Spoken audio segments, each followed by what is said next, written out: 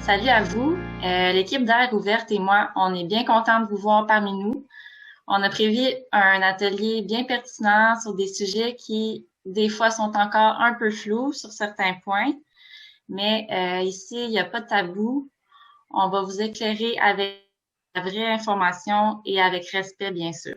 Donc, je me présente. Moi, c'est Fanny, j'ai 23 ans et je suis ambassadrice jeunesse pour le projet Air Ouverte Esprit. C'est quoi ça? C'est une nouvelle façon d'offrir des services en santé aux jeunes de 12 à 25 ans et leurs familles. Ça se fait en collaboration avec tous les partenaires de la communauté.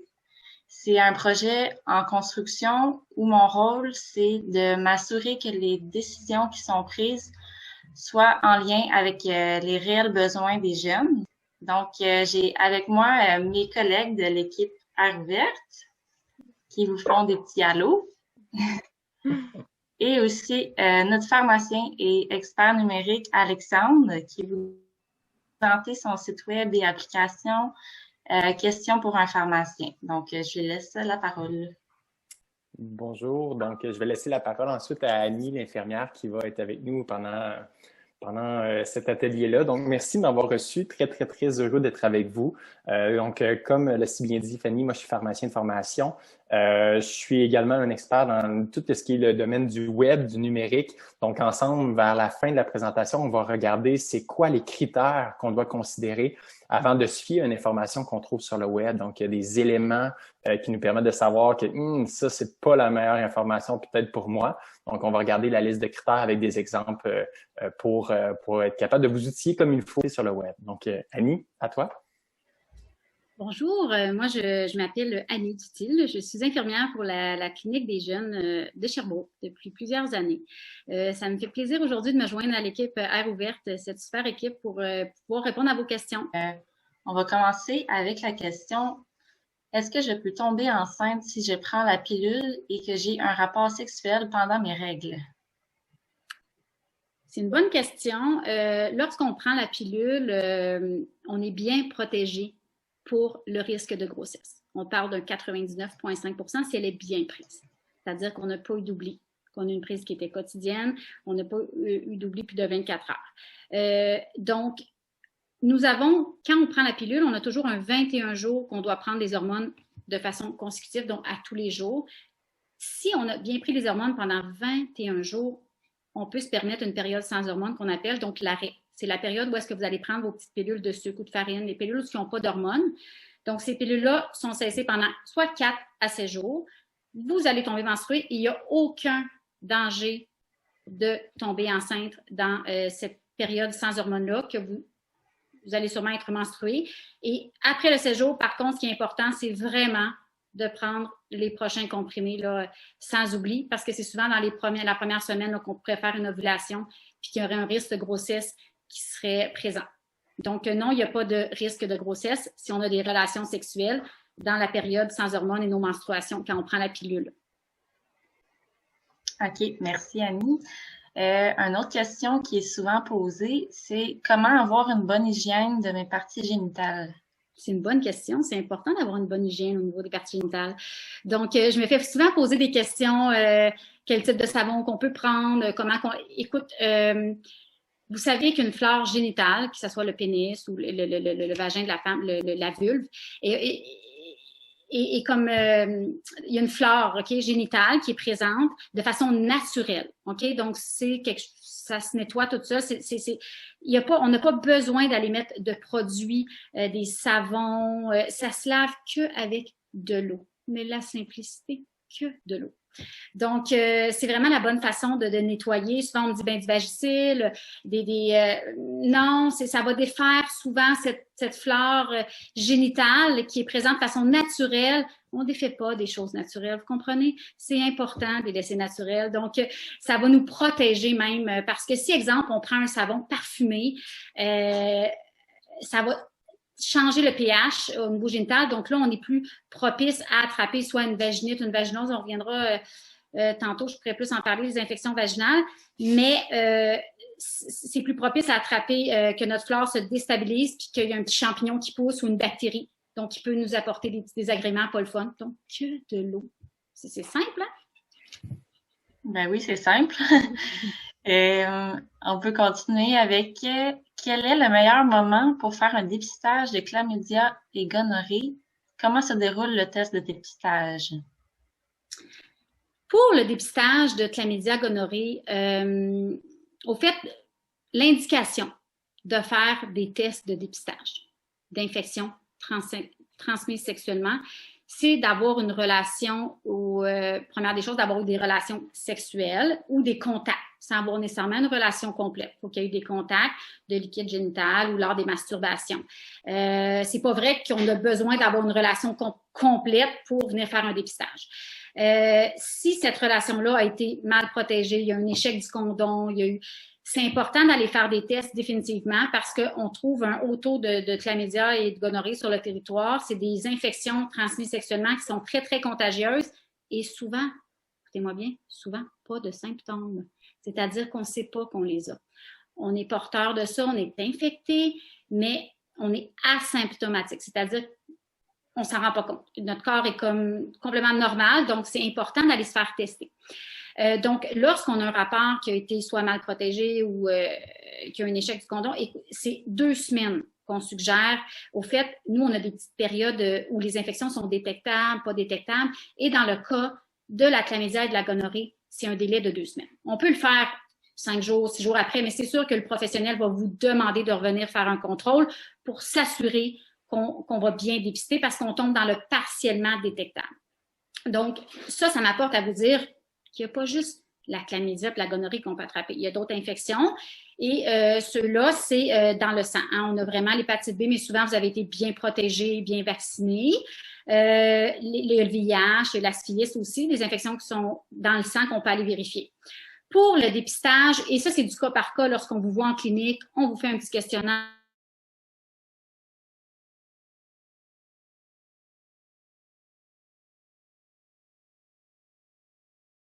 Voir mes collègues, ne vont pas nécessairement faire les mêmes tests de dépistage. C'est selon vos risques. Donc, c'est pour ça que souvent, on fait un petit questionnaire. Et le dépistage de chlamydia et gonorrhée, c'est vraiment un test pipi. Il n'y a pas d'indication chez les hommes de rentrer le petit cure-pipe comme dans le temps. On n'est plus là. On est en 2020, gang. Fait qu'on a d'autres méthodes, des tests super puissants qu'on va faire juste pipi chez l'homme. Fait que ça me prend juste 1 heure que le garçon n'a pas uriné. Et chez la femme, c'est un prélèvement qu'elle fait elle-même. C'est un petit coton-tige qu'elle passe dans son vagin 30 secondes ou un pipi si elle n'est pas à l'aise qu'elle fait elle-même. Il n'y a aucune indication d'aller faire d'examen gynécologique à une femme avant 21 ans. Sauf s'il y aurait des problèmes quelconques. Mais les dépistages là, avec le bec de canard, qu'on est couché dans des positions pas très confortables, là, ça, c'est pas avant 21 ans. OK, qu'on commence ce dépistage-là. Donc, c'est simple encore là.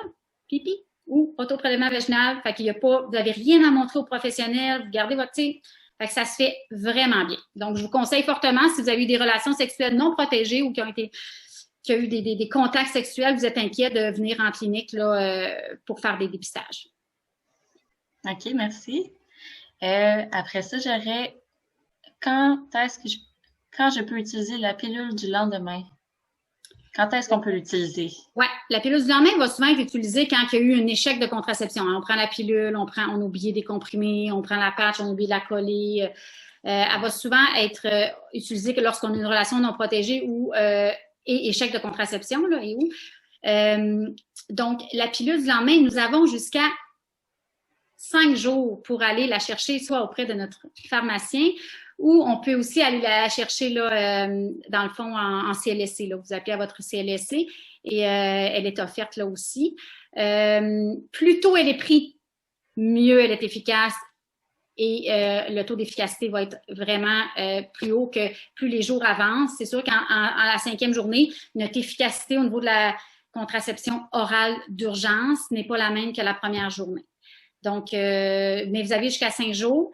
Et il y a aussi une autre méthode qui est le stérilet d'urgence qu'on peut installer. Là, il y a certains endroits à Sherbrooke qu'on peut les installer. Donc, c'est un séjour, un stérilet de cuivre qu'on peut installer aussi. Fait que la pilule du lendemain, c'est un 5 jours et il y a toujours le stérilet d'urgence. Après, si on n'a pas assez go, là, qu'on peut installer, là, on peut intervenir jusqu'à 7 jours, qui est très efficace aussi et qu'on peut laisser en place une fois installé là, sans problème. Je pourrais peut-être ajouter, Annie, là, qu'en pharmacie, la pilule du lendemain, c'est très facile. Hein. On n'a pas besoin de rendez-vous. On se présente en pharmacie comme on le fait d'habitude pour aller chercher sa pilule, par exemple, et on rencontre un pharmacien. Ça dure 5-10 minutes. On va poser des questions qui sont pas gênantes, qui visent surtout à essayer de savoir qu'on est dans la fameuse phase de 5 jours décrite par Annie. Et ensuite de ça, on va vous donner les 2 petites pilules que vous allez pouvoir prendre les 2 en même temps, soit à la pharmacie, soit à la maison. Et c'est important, là, il y a 2 choses qui peuvent survenir par la suite. La première, c'est qu'il y en a qui vont vomir les comprimés. C'est rare, mais ça cause des nausées chez certaines personnes. Si vous vomissez les comprimés 1 heure, ou si vous vomissez tout court après 1 heure après les avoir pris ou avant ça, c'est important de recontacter le pharmacien puis de reprendre les pilules. Clairement, là, il y a des risques que vous ne les ayez pas absorbés comme il faut. La deuxième chose qui peut survenir, c'est que ça arrive souvent, les jeunes femmes ne prennent pas la pilule de façon régulière, vont aller chercher le plan B, la pilule du lendemain ou la contraception orale d'urgence, comme on appelle, et vont potentiellement la reprendre, cette contraception orale d'urgence-là, à toutes les fois qu'elles ont un rapport sexuel parce qu'elles ne prennent pas la pilule. On peut rencontrer une infirmière pour recevoir une prescription pour une pilule, mais également le pharmacien, à compter du 25 janvier, peut vous prescrire pendant 6 mois la pilule, qu'on pourrait dire contraceptive normale, la pilule, là, pour éviter de devoir reprendre la contraception orale d'urgence de façon régulière parce que c'est clairement pas la meilleure méthode pour vous protéger contre une grossesse. Là. Merci, Alexandre.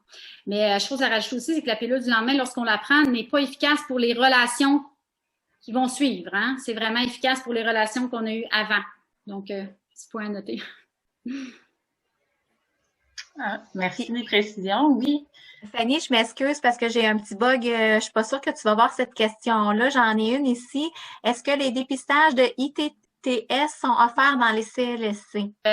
Dépistages d'infections transmises sexuellement par le sang sont offerts à plusieurs endroits. Hein? Il faut aller voir vos médecins de famille. Il y a des infirmières. Je sais que présentement, là, vu la situation, il y a moins d'infirmières présentes en scolaire. Mais nous, la clinique jeunesse, on est ouvert 5 jours semaine.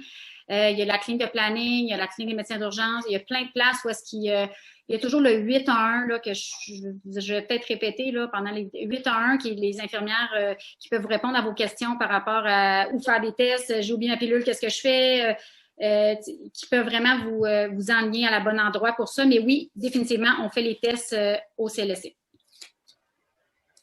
Super. La prochaine question, ce serait, lors des relations, je passe souvent mes érections. Est-ce normal? Ben oui, c'est normal. Écoute, on a souvent ces petites questions-là en clinique aussi. Tu sais, les hommes, souvent, il y a un petit de la pression. Hein, de la pression au niveau qu'on peut se mettre lorsqu'on a une nouvelle partenaire, un one night. On a un souci de performance qu'on retrouve chez nos jeunes garçons qui est quand même important. Puis, le stress amène vraiment, des fois, des petites baisses d'érection. Là, je veux performer, je veux donc donner. Bon, la consommation aussi. Quand on est en mode de consommation, l'alcool, la drogue, ça a un effet sur nos érections. Donc, quand l'anxiété persiste dans le temps, ce qui est important, souvent, nous, ce qu'on va dire, là, c'est vraiment de vous enlever tous les facteurs stress, tu sais, de vous mettre dans des conditions idéales, d'avoir le désir, Puis, souvent, comment on va le travailler, ben c'est vraiment souvent, puis très efficace avec les jeux sexuels. C'est vraiment peut-être pas tout de suite d'avoir la pénétration, mais des masturbations, on se touche, on a du plaisir, on s'apprivoise tranquillement, pas vite, on enlève, je vous dis, enlever le facteur stress, anxiété, performance. Je vous dis, si ça persiste, oui, il y a c'est rare, mais il y a certains garçons qui peuvent avoir certains problèmes. Dans ce cas-là, en clinique, on va être là pour les aider puis les référer, mais souvent, c'est relié à un stress, pression, tout ça, là, tout ce que j'ai nommé. Donc, c'est normal, mais on essaie d'être zen. On respire, on relaxe, on s'enlève pression, puis on va avoir du plaisir. On revient un petit peu comme aux pilules du lendemain. Comment savoir quel est le meilleur moyen de contraception pour moi? OK, pour la contraception, c'est pas les pilules du lendemain, c'est vraiment pour la contraception. Comment choisir une bonne contraception? C'est une super question. C'est un gros volet. On va le peut-être qu'on fera d'autres vidéos, puis là, on pourra en parler un petit peu plus longuement. Mais là, pour l'instant, on va y aller rapidement. Première des choses, c'est se questionner sur le genre de personne qu'on est. Est-ce que je suis capable d'avoir une prise quotidienne? Est-ce que je vais être capable de prendre les pilules à tous les jours? Est-ce que j'ai le goût de ça? Est-ce que je veux encore mes règles? Parce que souvent, on peut avoir des moyens de contraception comme le Depo-Provera, qui est l'injection qui cesse les menstruations. C'est de voir c'est quoi mes besoins à travers ça, comment je suis comme personne, puis d'en parler avec des gens de son entourage, puis surtout les professionnels de venir nous voir. Puis nous, on va vraiment vous regarder parce qu'on peut les regarder rapidement. Le premier moyen qu'on a, c'est la pilule. Hein, la pilule qui est une prise quotidienne, on prend tous les jours à la même heure. Fait que si c'est quelqu'un qui est à l'aise à avaler des pilules, puis qui va y penser de la prendre tous les jours, ben ça peut être un beau moyen. Après ça, nous avons je sais pas si vous voyez bien, le Depo-Provera. Le Depo-Provera étant une injection contraceptive qu'on donne, qu'on donne 4 fois par année. Venez voir une infirmière ou à la pharmacie, on vous injecte votre contraceptif. Il y a de la progestérone à l'intérieur qui fait que souvent, vous n'avez plus de menstruation, vous n'avez pas besoin d'y penser. C'est un super bon moyen, super efficace. On a le NovaRing, l'anneau contraceptif. Hein? C'est un anneau qu'on insère nous-mêmes, petit anneau, dans le vagin qu'on change aux 3 semaines, puis qu'on se laisse saigner une semaine, on en remet une autre. On peut aussi la prendre en continu. On a le stérilet, qui est un dispositif intra-utérin qu'on installe. C'est bon pour 5 ans ou 10 ans, selon la sorte de stérilet. Il y en a avec hormones, il n'y en a pas d'hormones, il y en a qui ne veulent pas prendre d'hormones dans leur vie, c'est correct. Tu sais, je veux dire, il y a plein de choses. Fait que ça dépend. L'Evra, c'est la patch qu'on colle vraiment sur nous une fois par semaine et on la change. Donc, il y a plusieurs moyens de contraception. Donc, c'est vraiment de se connaître là-dedans, de regarder qu'est-ce qu'on souhaite pour nous, pour notre santé, puis d'en parler avec un professionnel. Ça peut vraiment nous éclairer. Puis souvent, on peut en essayer un, puis Colin, ça va pas bien. Ben dans ce cas-là, on en essaye un autre. Là. C'est sûr que des fois, on tombe pas sur le bon la première fois, mais on arrive souvent à trouver le bon moyen pour la personne. Fait que ça dépend de chaque personne, c'est différent. Et oui, j'ai oublié, j'ai le condom, qui en est un, mais je suis le condom toute seule. Là. Moi, j'aime moins ça. Puis, écoute, on a beaucoup de grossesses là, sur seulement le condom. Fait que souvent, on aime marier une autre petite contraception avec ça là, qui augmente vraiment les chances de protection faites, là, d'avoir des grossesses non désirées. J'ai quelqu'un qui demande c'est quoi l'efficacité du condom. Ça semble pas très efficace. Là. Écoute, exactement, là, c'est efficace. Mais jamais, là, j'ai pas les chiffres exacts, là, j'ai pas mon tableau, là, il est au bureau, mais on a quand même, sur 1000 femmes, là, au cours d'une année, on a quand même plusieurs personnes qui tombent enceintes, même parce qu'on a l'utilisation qui est typique. Typique, c'est on le met, on rentre un peu on le met après, on le met pas au bon moment, il y a des frottis-frottas avant. Tu sais, ça, c'est l'utilisation typique qu'on voit, OK? Il m'énerve, j'enlève en fin de relation, j'éjacule, le coït interrompu, j'éjacule à l'extérieur, fait que c'est pas grave, j'avais pas le condom. Ça, c'est l'utilisation qu'on voit sur le terrain, là, typique, qui est nos jeunes. Puis, il y a l'utilisation qui est plus de haute rigueur, mais on a quand même beaucoup de grossesse, là, plus que c'est un des moins efficaces, au fait, pour le marier. Quelqu'un qui ne voudrait pas d'autre chose, on dirait, vas-y avec un spermicide, un diaphragme. Tu sais, il y a d'autres choses, là. C'est tellement vaste tout ça que je pense que c'est important d'aller consulter soit le pharmacien, une infirmière ou un médecin là, dans votre clinique pour qu'on regarde. Mais exactement les chiffres, je ne pourrais pas là vous les nommer, mais je ne fais pas confiance juste à ça. Ce que je peux vous dire, là, ouais, il y a beaucoup de grossesse là, avec juste le condom. On ne considère pas ça comme une méthode sécuritaire, au fait. OK. À propos du stérilet, on me demande est-ce que le stérilet fait mal? Lorsqu'on insère un stérilet, ça prend 10-15 minutes. OK, on insère ça. J'aurais mis ça dans vos rangs pour vous montrer. C'est très petit. On l'installe vraiment on l'installe dans la cavité utérine, dans l'utérus. Lorsqu'on l'installe, on a un petit applicateur qu'on doit aller le déposer dans le fond de l'utérus. Fait que oui, il y a une douleur à modérer qui est présente lors d'une insertion de stérilet. Par contre, qui ne va pas perdurer. Là. Une fois qu'on l'a mis, souvent on dit de prendre 2 Advil à 1h30, 2 heures avant l'insertion de stérilet. On insère, c'est un petit 15 minutes. Puis après ça, il peut y avoir des petites crampes reliées à la pose du stérilet qui va être normale. Mais ça fait plus mal après. Il est vraiment là dans la cavité utérine. Il reste là et il n'est pas supposé d'avoir de douleur. Non. Il peut y avoir des petites crampes suite à l'insertion, comme je dis, mais pas le stérilet. C'est quand on l'insère. OK. Merci. Encore un lien en lien avec la contraception un peu. C'est un cas. Ma copine prend la pilule depuis 2-3 mois. Nous avons eu une relation sexuelle Je ne suis pas venue à l'intérieur d'elle. Je suis sortie avant mon éjaculation. Est-ce possible tout de même qu'elle soit enceinte? Bien, si la pilule est bien prise, ça fait 2 mois. Hein? Une pilule, ça prend 7 jours avant que l'efficacité contraceptive embarque. Donc, si elle était bien prise, qu'il n'y a pas eu d'oubli, il n'y aurait pas de danger de grossesse parce que, dans le fond, elle est bien protégée. C'est sûr que moi, j'aime entendre, j'utilise le condom, j'utilise la pilule parce qu'on optimise toujours nos chances de ne pas tomber enceinte, mais il n'y a pas de risque, non. Si la pilule, il n'y a pas eu d'oubli de pilule. OK. Après ça, mon partenaire fait des feux sauvages. Est-ce que je peux l'attraper au niveau génital?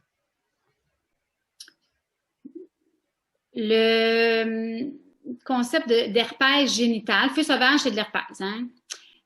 Qu'on a. Parfois, le mot fait peur, mais beaucoup dans la société sont porteurs hein, de ce virus-là, hein, qui est l'herpès. Il y a 2 types d'herpès. Il y a type 1 type 2, qui sont les 2 interchangeables. Souvent, lui qu'on trouve au niveau génital va être plus le type 2, mais on peut aussi attraper du type 1. Fait que la réponse est oui, mais souvent, s'il y a eu il y a des lésions, on va dire de faire attention, là, de se protéger pour faire l'amour oral ou de s'abstenir totalement.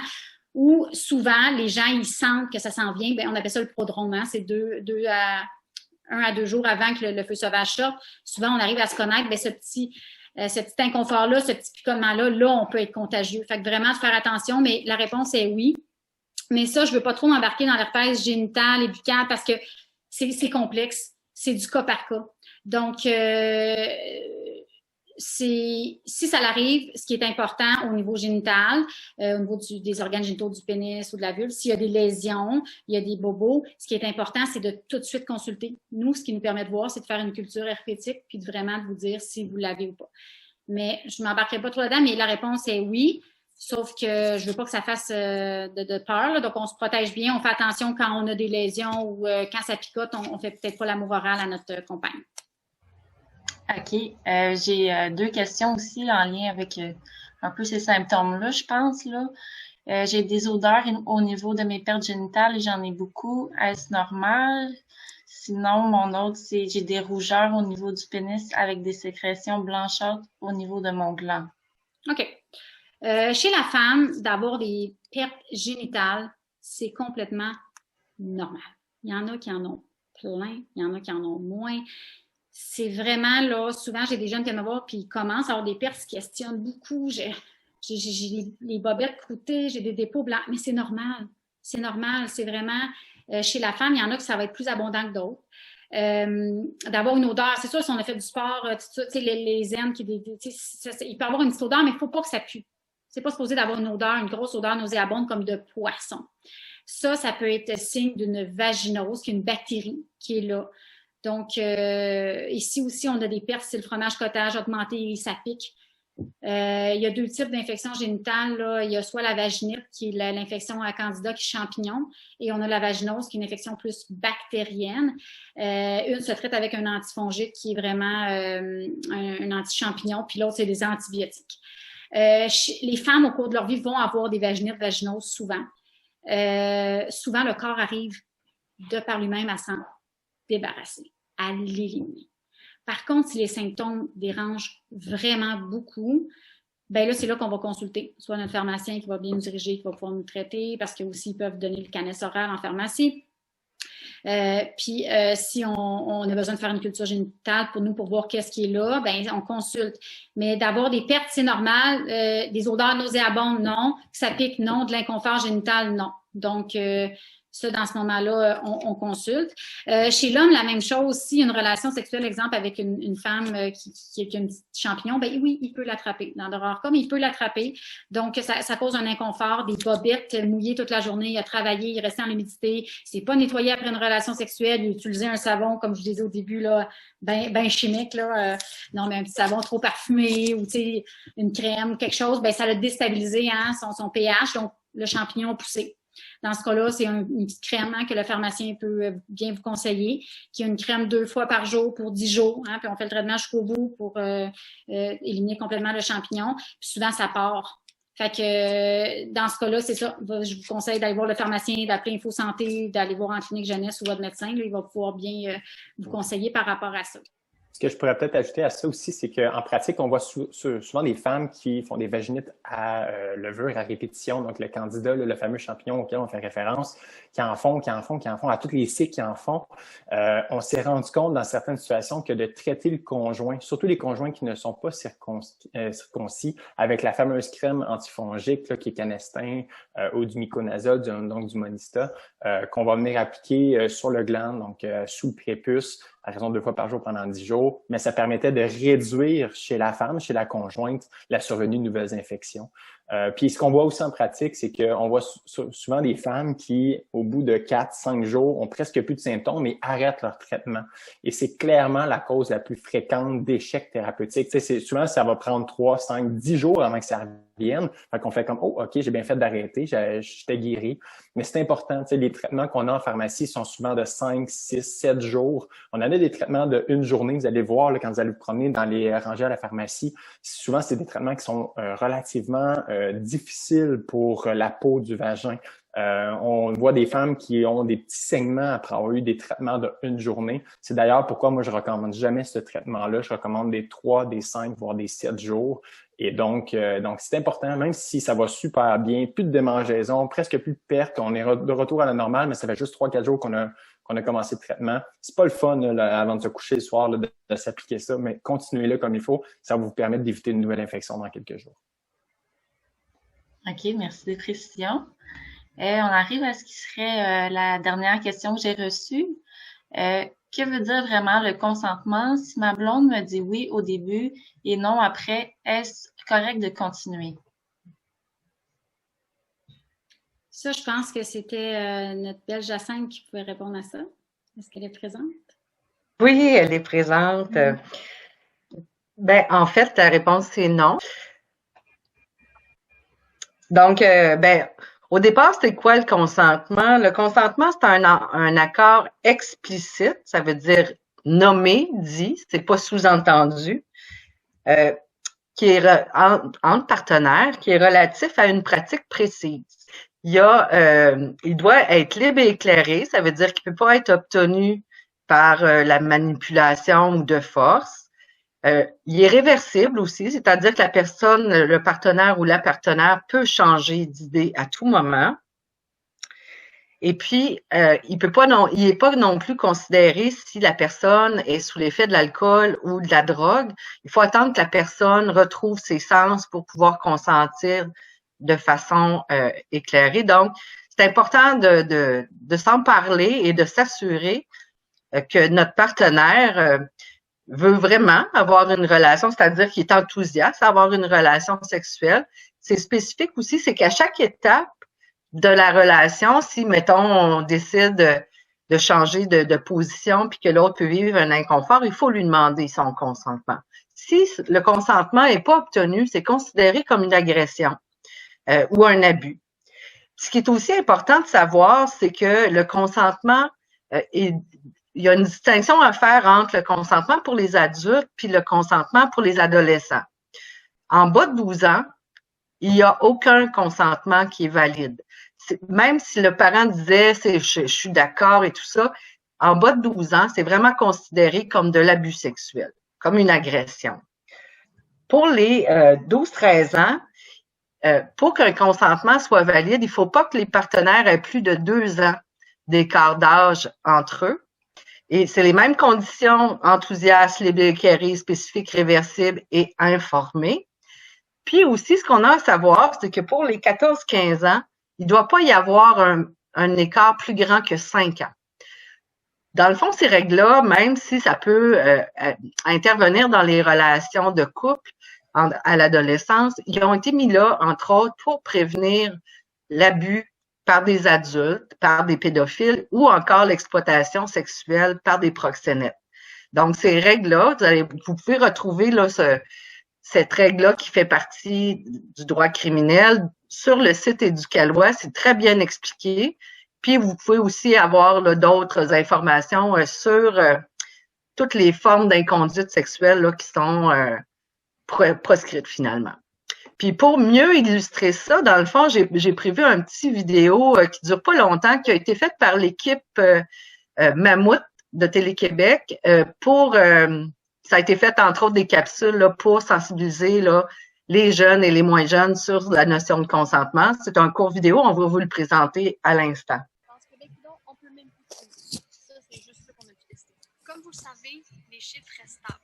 On dit qu'une femme sur 3 subira une agression sexuelle au cours de sa vie. 1 sur 3, c'est beaucoup. Je pense que les chiffres sont gonflés. Ah non, ça, c'est des vraies données. C'est parce que vous avez comptabilisé les vieux cas. Vous avez comptabilisé les vieux cas? Ils sont comptabilisés ou? Absolument, il n'est jamais trop tard pour dénoncer.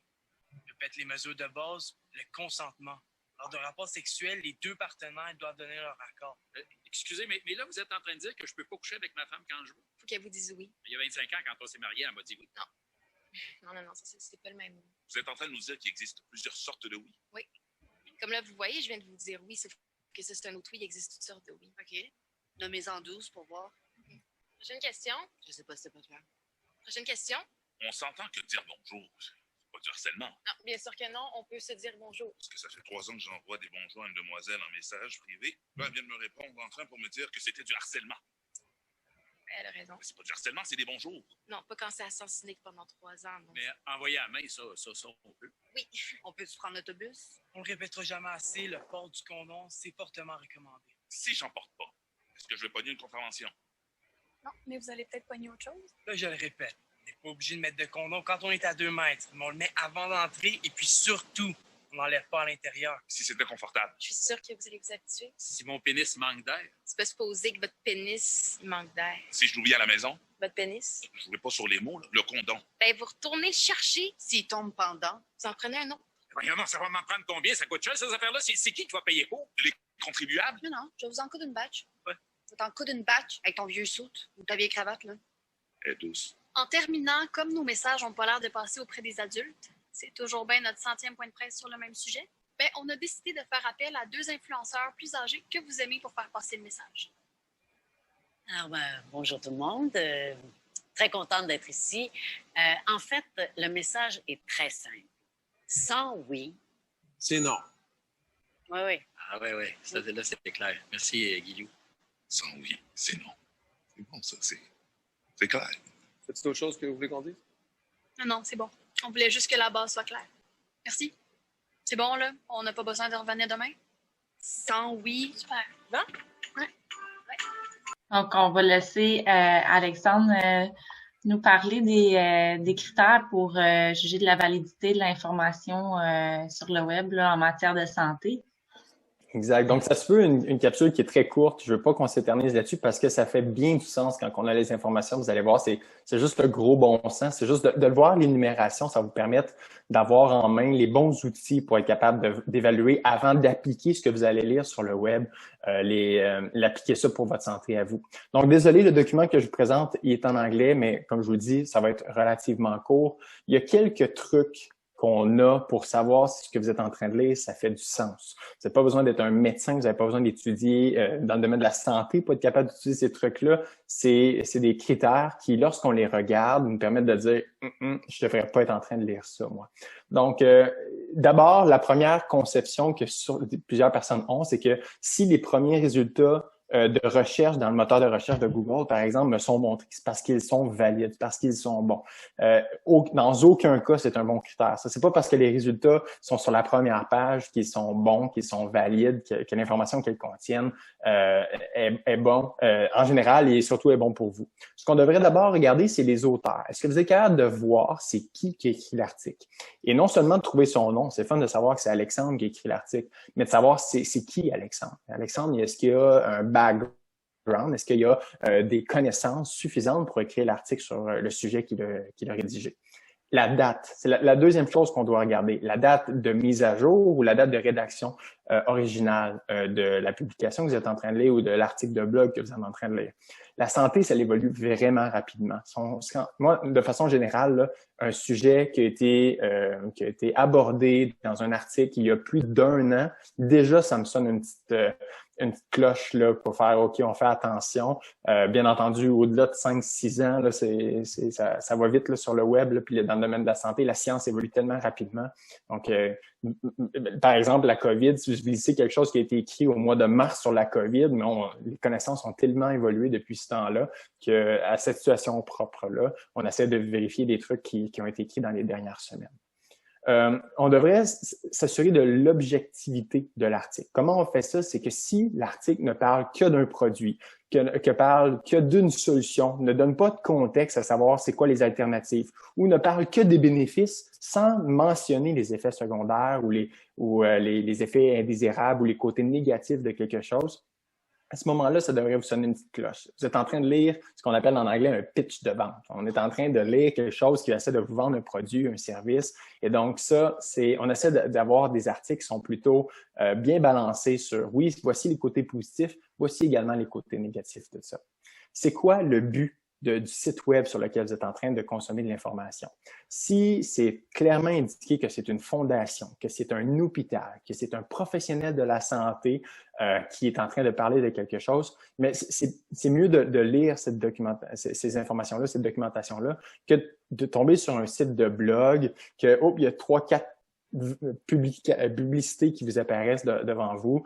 Ça, c'est souvent un signe que vous êtes en train de, ce qu'on appelle en anglais un clickbait, là. Vous êtes en train de lire des choses qui ont été rédigées uniquement pour que vous passiez du temps sur cette page-là et que vous soyez capable de donner des sous à l'auteur par l'entremise de publicité que vous êtes en train de voir. Donc ça, c'est un signe qu'il faut faire attention également.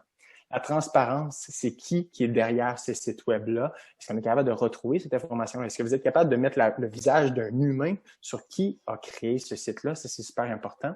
Et la dernière chose qu'on appelle en français l'utilisabilité. L'utilisabilité, c'est quoi? C'est à quel point c'est un site qui est bien fait. C'est pas garant à 100% à savoir si l'information elle est fiable, mais souvent un site qui, je vous l'ai dit tout à l'heure, la science évolue tellement rapidement. Si le site est bien entretenu, est au goût du jour, les couleurs, la présentation, à quel point c'est facile de naviguer à l'intérieur, c'est souvent un signe qu'on fait attention au site web et donc on va faire attention également à l'information qu'il contient. Vous voyez ici à droite dans l'encadré bleu, plein de choses qui te fait comme ça, c'est un petit drapeau rouge, il faut faire attention. Des liens qui sont brisés. On a des références. C'est intéressant d'avoir des références, mais les références datent de 83. Oh, OK, attends un petit peu. 1983, ça va un petit peu plus longtemps que ce que je pensais. C'est pas clair à savoir c'est quoi le but du site web. Donc, tous des trucs qui devraient lever un petit drapeau rouge pour faire OK, je pourrais peut-être trouver mon information ailleurs. Je vais vous montrer un exemple ici de ce que je vous disais tout à l'heure. Donc, c'est un site sur lequel je suis tombé, puis ça se veut pas une promotion, ça se veut pas de démolir le site web non plus. C'est juste pour vous donner un exemple très concret parce que je suis visuel, là, moi, puis je suis pas mal certain que certains d'entre vous l'êtes aussi.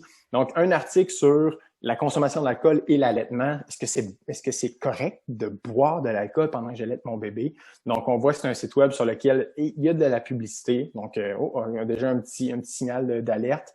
On sait que c'est Christina qui nous a écrit cet article-là. On ne sait pas c'est qui Christina. Je ne peux pas cliquer sur son nom. Je n'ai pas ces informations. La dernière mise à jour du site web remonte à un peu plus de 2 ans. OK, on va faire attention. Et quand on regarde là-dessus, on fait des citations de la Société américaine de pédiatrie. Donc ça, c'est super bon. On est en train de lire sur l'alcool pendant l'allaitement. Donc, on voit qu'on a, oui, des côtés bénéfiques. Donc, oui, on peut en prendre de l'alcool, mais il faut faire attention. Faut pas boire à certains moments précis pendant l'allaitement. Et c'est un article qui est relativement court, mais qui donne vraiment les deux côtés de la médaille. Donc, on ne sait pas c'est qui la personne qui l'a écrit. On sait que ça fait longtemps. Puis, on a de l'information. Oui, on a les deux côtés de la médaille, mais c'est un article qui est relativement court pour être capable de se faire une tête. J'en parle un deuxième, un autre blog cette fois-ci. Et là, ce qui est intéressant, c'est qu'on sait que c'est une infirmière qui a écrit cet article-là. Cette infirmière-là l'a écrit et l'a mis à jour la dernière fois il y a un petit peu moins d'1 an. Et on n'a pas de publicité sur ce site-là. Donc, on est en train de voir vraiment toutes les choses en lien avec le sujet que je suis en train de rechercher. Et vous voyez qu'en termes de présentation, c'est quelque chose qui est super intéressant. On a des belles images. Donc ça, juste de savoir c'est qui l'auteur de l'article, quand est-ce que ça a été écrit, la présentation générale du site. Et là, on a passé quelques secondes déjà et tout de suite en allant voir ça, on a déjà une bonne idée de savoir si c'est un article qui fait du sens pour nous. Donc, je m'arrête ici. S'il y a des questions un peu plus tard, là, j'y répondrai. Merci. Pour conclure, c'est ça, on espère avoir répondu à vos questions.